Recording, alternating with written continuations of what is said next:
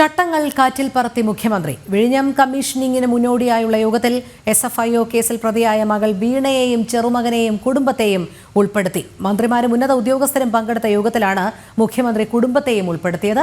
പ്രജിത് മോഹനൻ ചേരുന്നു. പ്രജിത്തെ, ഔദ്യോഗിക കാര്യങ്ങളിൽ കുടുംബസമേതം യോഗങ്ങളിൽ പങ്കെടുക്കുന്ന മുഖ്യമന്ത്രിയുടെ നയത്തെ നമുക്ക് എങ്ങനെ വിലയിരുത്താം?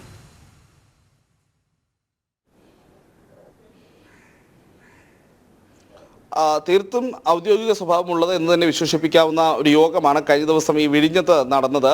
ഈ വിഴിഞ്ഞം തുറമുഖത്തിന്റെ കമ്മീഷനിങ്ങുമായി ബന്ധപ്പെട്ട് അതിന് മുന്നോടിയായി മുഖ്യമന്ത്രി വിഴിഞ്ഞം തുറമുഖം സന്ദർശിക്കുന്ന വേളയിലാണ് ഇത്തരമൊരു യോഗത്തിലേക്ക് കാര്യങ്ങൾ പോയത്. ആ യോഗത്തിന്റെ ഒരു ചിത്രങ്ങളും ഇപ്പോൾ പുറത്തു വന്നിട്ടുണ്ട്. നമുക്ക് കൃത്യമായി കാണാൻ കഴിയുന്നതാണ്. മുഖ്യമന്ത്രി ആ യോഗത്തിന് അധ്യക്ഷത വഹിക്കുന്നു, അല്ലെങ്കിൽ മുഖ്യമന്ത്രി അവിടെ ഒരു അധ്യക്ഷ സ്ഥാനത്തിരിക്കുന്നു. ഇരുവശവും മന്ത്രിമാരുണ്ട്.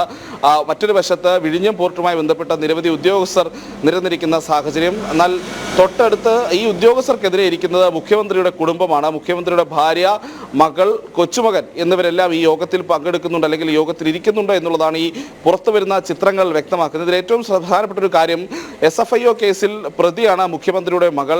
അപ്പോൾ അത്ര വലിയൊരു സാമ്പത്തിക തട്ടിപ്പ് കേസിൽ, സാമ്പത്തിക ക്രമക്കേട് കേസിൽ രാജ്യത്തെ 3-4 ഏജൻസികൾ കുറ്റക്കാരി എന്ന് കണ്ടെത്തിയ, അല്ലെങ്കിൽ ED അടക്കം അന്വേഷണത്തിലേക്ക് പോകാൻ നിൽക്കുന്ന ഒരു സാഹചര്യമൊക്കെ ഉണ്ട്.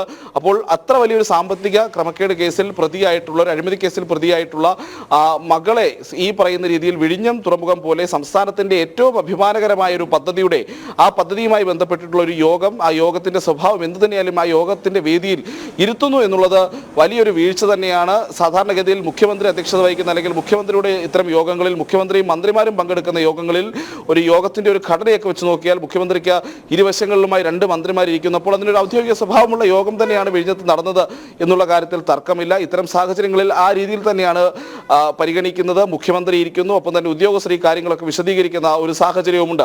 അപ്പോൾ അത്തരമൊരു യോഗത്തിൽ മുഖ്യമന്ത്രിയുടെ കുടുംബത്തിന് എന്താണ് കാര്യം എന്നുള്ള ചോദ്യമാണ് ഇപ്പോൾ നവമാധ്യമങ്ങളിലടക്കം ഉയരുന്നത്.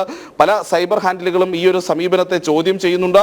ഇതര രാഷ്ട്രീയ നേതാക്കളൊന്നും കാണിക്കാത്തൊരു ഏർപ്പാടാണ് മുഖ്യമന്ത്രിയുടെ ഭാഗത്ത് നിന്നുണ്ടായത് തുടങ്ങിയിട്ടുള്ള വിമർശനങ്ങളും സാമൂഹ്യ മാധ്യമങ്ങളിലൊക്കെ, അല്ലെങ്കിൽ രാഷ്ട്രീയ നിരീക്ഷകരും ഒക്കെ ഉയർത്തുന്ന സാഹചര്യമുണ്ട്. വലിയ വിമർശനങ്ങൾ ഉയർന്നു തുടങ്ങിയിരിക്കുന്നു.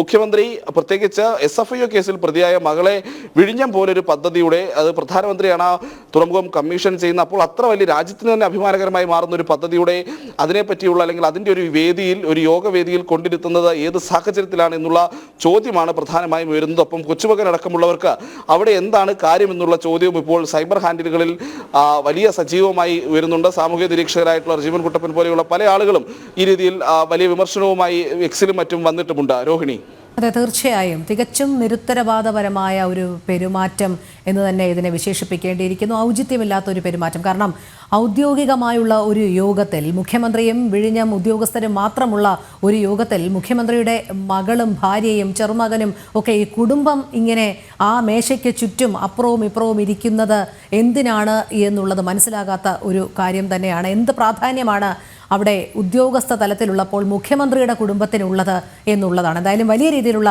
വിമർശനങ്ങൾ ഇതിനോടകം തന്നെ ഉയർന്നു കഴിഞ്ഞു. പ്രജിത് മോഹനാണ് വിവരങ്ങൾ നൽകിയത്.